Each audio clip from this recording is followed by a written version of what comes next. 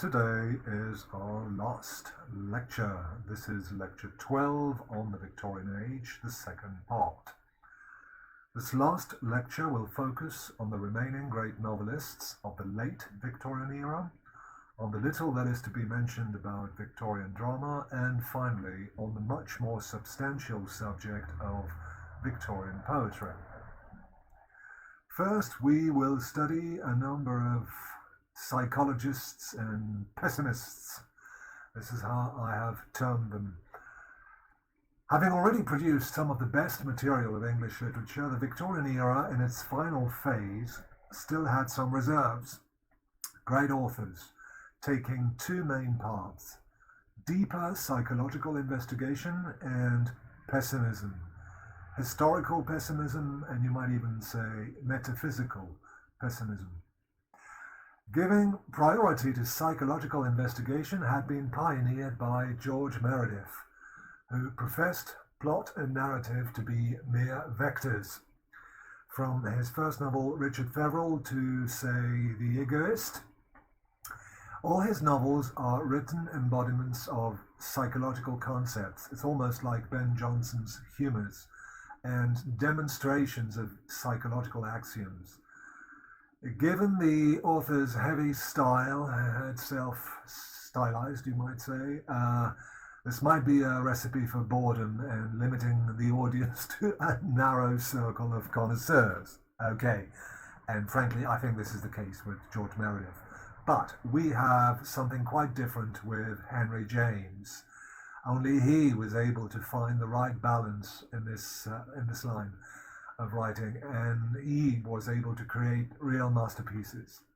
Still, as mentioned in the previous lecture, in the footnotes, and though he actually became a British national in 1915, my colleague teaching US literature will deal with him. I cannot mention Henry James in details.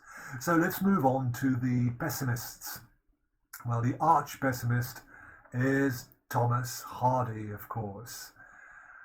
He was influenced by Darwin, but also by his own experience of a life where, under the auspices of a distant, increasingly vague God figure, to whom he refers as the President of the Immortals in Tess, well, that's fate, actually. Fate somehow recovers the supreme status it had in antiquity, and fate is cruel. He was an architect by profession. He was born in Dorset, near the coast, and he remained faithful all his life to Dorsetshire and neighbouring Devon, the indispensable settings for most of his novels, under the name of the old Anglo-Saxon kingdom of Wessex. So each time he mentions Wessex, you have to know he's referring actually to Dorset and Devon, basically. Blending invented names with real local places and landmarks, his mainly rural narratives are therefore developed partly with gritty realism and partly with a mythical dimension in this imaginary land of Wessex. Well, it's not really imaginary, as I have mentioned. It's sort of half real, half imaginary place.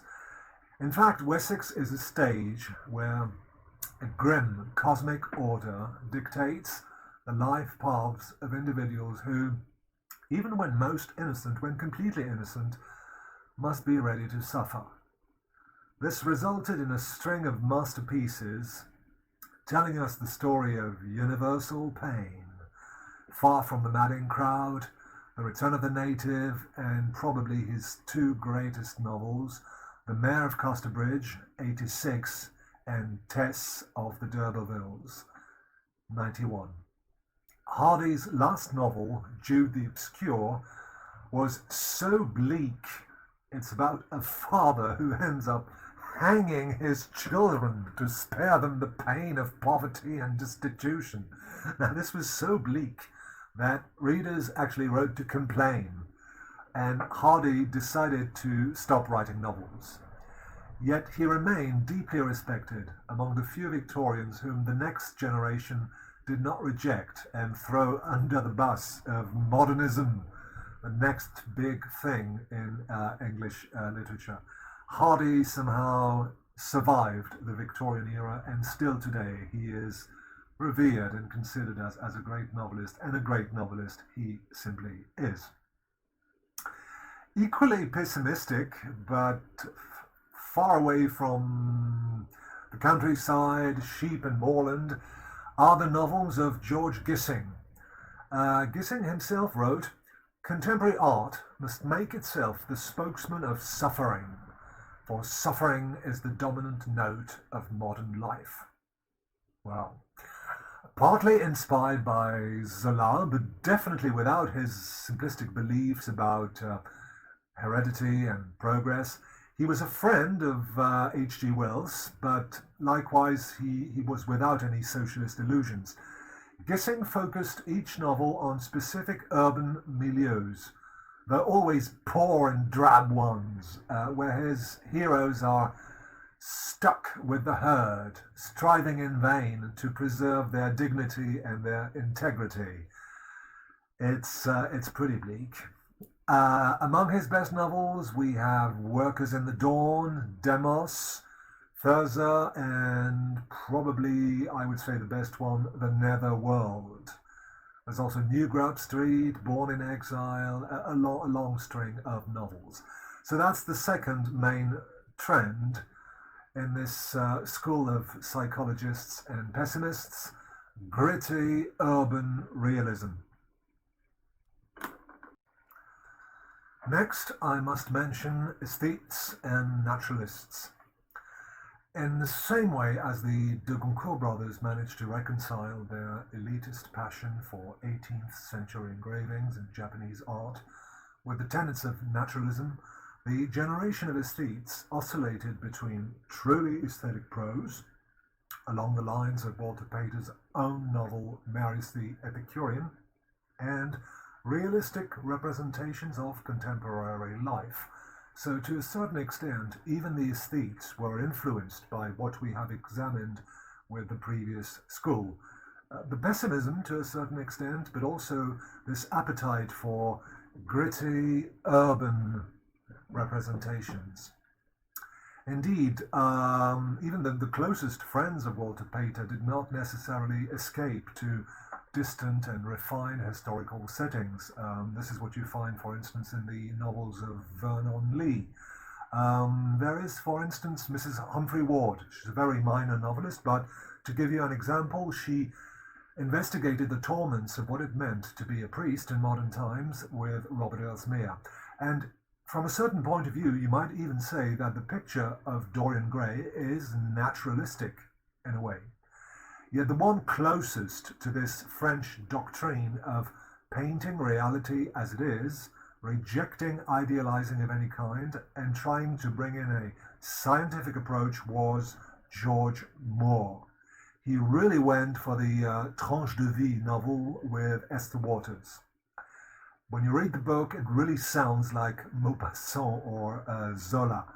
Though, in fact, later on he swerved back to some sort of religious vocation interest with even Innis, which sounds really like Huysmans. So you see, it seems as though English prose was synchronized with continental developments, especially French developments. And indeed, that's one of the major characteristics of the late Victorian era. It's this great period of contacts between London, Paris, and Dublin. In a way, it was one of those rare periods when English literature was in tune with continental literature. It must also be underlined that humour and aestheticism are not incompatible at all, Oscar Wilde being a living proof. In that vein, you also have Max Beerbohm. I would recommend The Happy Hypocrite, a fine little funny book. But we must now move to the last two great names, and I have entitled this section Away from It All, because in their writing as well as in their lives, you can detect an early temptation to flee Europe and its jaded civilization. A trend, possibly set by Rimbaud, I don't know, which will affect all Western writers in the 20th century. Hence probably Stevenson's and Conrad's international success. So first, Stevenson, Robert Louis Stevenson. He's a Scottish writer, and he first used the historical novel with stories mainly from the Jacobite past of Scotland. He used those stories to escape. And even in those historical novels, it's always about escaping to the moors, going on the sea, going away. Well, I suppose you must have heard about Treasure Island, Kidnapped, and probably the best one, The Master of Ballantrae. Himself having to escape a fairly dour family of engineers who wanted him to stick to their narrow paths of wealth and respectability, Stevenson wrote to breathe more freely. He preferred his Travels with a Donkey in the Cevennes, a really nice travel book. He also married an American girl during a river canoe trip in France. He went for longer haul trips. He went to California and to the Pacific. He actually died in the Samoa Islands.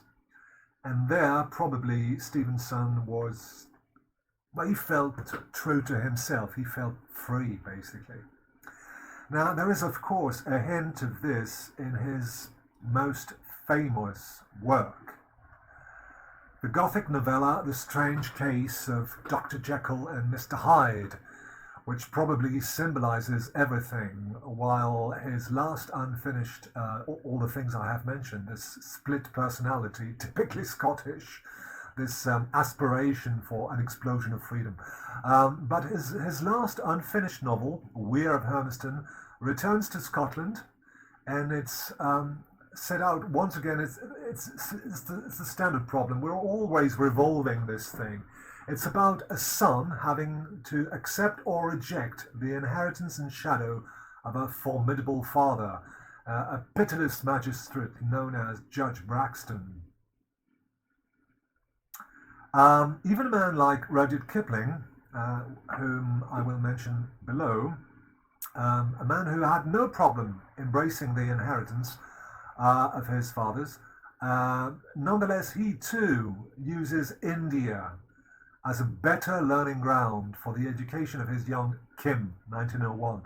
India was Kipling's native land. He was born in India, actually, but the very fact that his British readers naturally accepted the transfer of settings is revealing in itself. You might say, okay, this is because of jingoistic imperialism with Kipling, but I think there's more to it. There's the same hankering after an escape, going far away, going to experience things in new exotic settings. Last comes Joseph Conrad. He was a sailor by profession and necessity. He was Polish. He was born Józef Teodor Konrad Korzeniowski. And like so many Poles, especially from the Polish small nobility of Ukraine, he had to flee Russian oppression. And then, of course, he had to travel. And he traveled all the way from Singapore to Stanleyville in Congo. He was therefore first considered as an exotic storyteller because his first two novels, Almayer's Folly and An Outcast of the Islands, were set in the Malaysian archipelago. Nonetheless, Conrad is a novelist of interiority. Exoticism is not an end in itself for him. The exotic setting simply provides him with an ideal laboratory conditions for studying the deep nature of man and the secret motives behind his actions. So I have put him under that same category of getting away from it all. But with Conrad, there's no getting away. You get back to the inside. You can't escape yourself. You can go all the way to Congo or Malaysia, but in fact, human nature is still there. He is therefore a psychologist and a moralist. He describes, with his great novels, The Nigger of the Narcissus and Heart of Darkness, Lord Jim and Typhoon, spiritual journeys into the heart of darkness, the darkness of the self, where everything becomes ambivalent. Symbolically enough, Conrad's omniscient narrator often becomes perplexed. So you see, there is no escapism with Conrad. The escapee returns, as I said, straight to his conscience and his dilemmas.